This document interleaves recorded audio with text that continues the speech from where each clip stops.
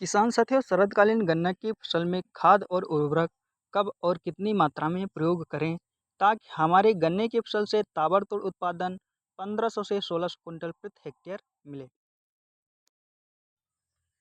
नमस्कार किसान साथियों, मैं उमेश चौधरी। किसान साथियों, 1 हेक्टेयर गन्ने की फसल को 250 से 300 कुंटल सड़ी हुई गोबर की खाद यानी फार्म यार्ड म्यूनियर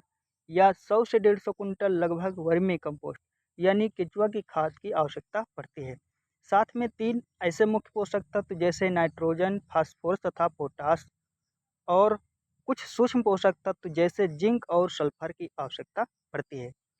किसान साथियों, 1 हेक्टेयर गन्ने की शरदकालीन फसल को 150 किलो नाइट्रोजन, 100 किलो फास्फोरस तथा 80 किलो पोटाश और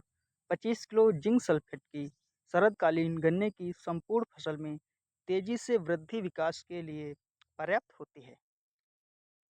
किसान साथियों, शरदकालीन गन्ने की फसल के लिए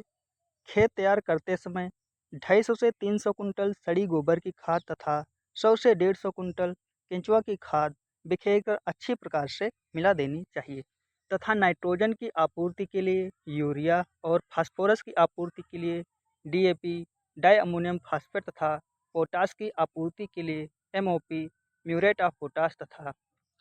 जिंक और सल्फर के लिए जिंक सल्फेट मोनोहाइड्रेट देना चाहिए।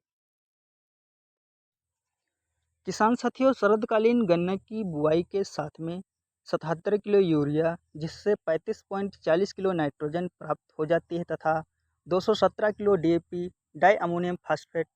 जिससे 39.60 किलो नाइट्रोजन और 100 किलो फास्फोरस की आपूर्ति हो जाती है तथा 133 kilo MOP muriate of potash देने से 80 किलो पोटास की आपूर्ति हो जाती है।